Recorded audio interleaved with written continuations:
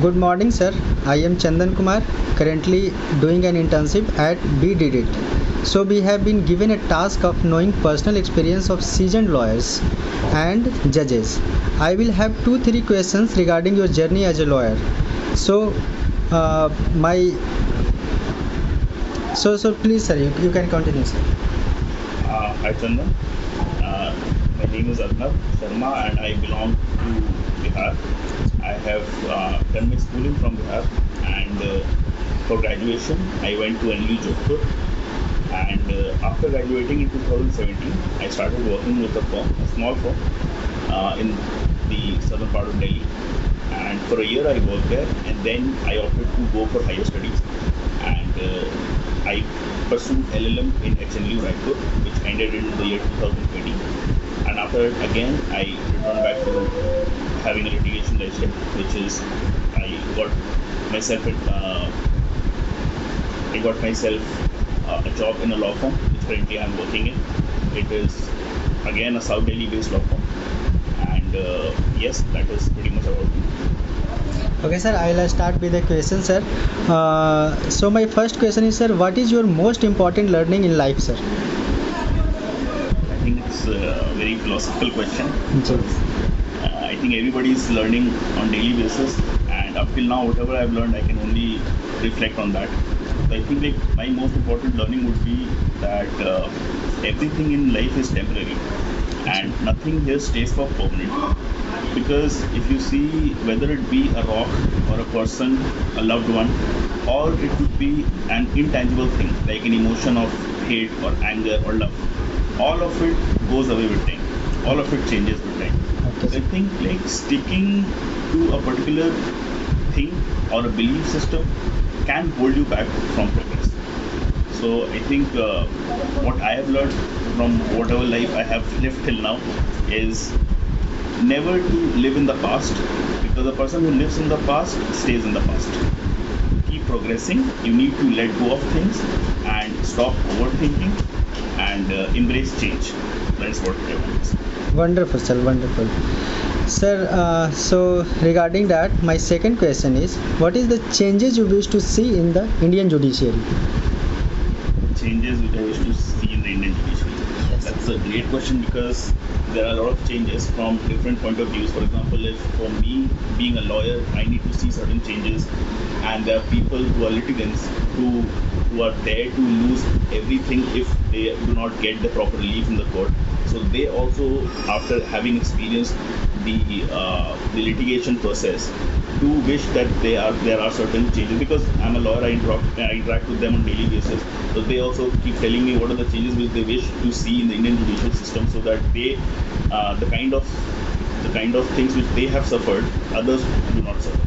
So I think the first thing would be that the administrative part of the Indian judicial system, whether it be the district courts, which are at the lower level, up to the apex court, the Supreme Court, the administrative part or the low level functionaries, I wouldn't say low level because the low level here does not intend to mean that they are not so well off or they are not very good with their work. By low level, I want to say that the functionaries or the people who are making the whole judicial system work, who are working as the cog of the wheel of the judicial system, I would say that the whole administrative system should be more lubricated.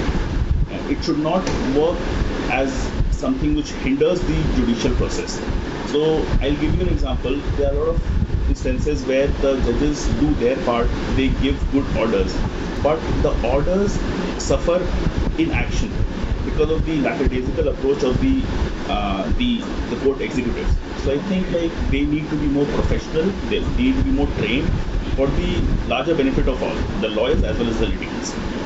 Now, secondly, I would like to say that the Indian judicial system is overburdened with backlog cases, because of which what happens is the judges, unwillingly or willingly, they are forced to give longer dates in cases because they have to accommodate all these pending backlog cases in the whatever limited short period of time they have as the judicial officer, which they because the office of a judicial officer is also a transferable job kind of atmosphere. So you also have to make sure that whatever you are doing, as whatever you are performing as a judicial officer,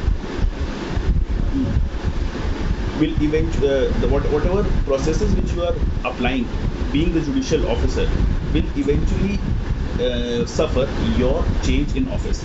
Correct? So many judicial officers, because there are a lot of pending cases, they do not usually put in that much effort to cater to the needs of the pending cases, and whatever comes in front of them, they are only concerned with that. Now, because of this, the litigants suffer a lot.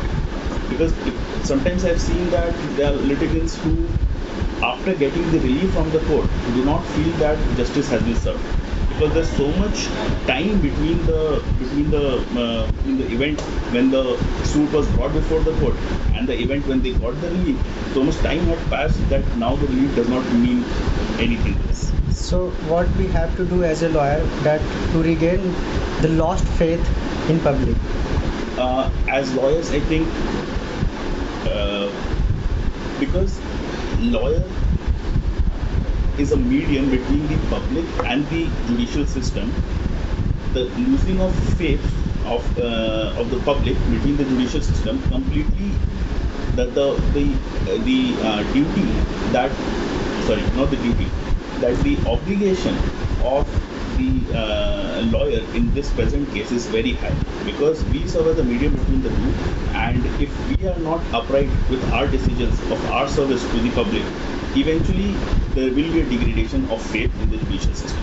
So as lawyers, I think we also need to be very ethical, and obviously there are a lot of provisions, there are a lot of laws which have been put down to regulate the actions of lawyers.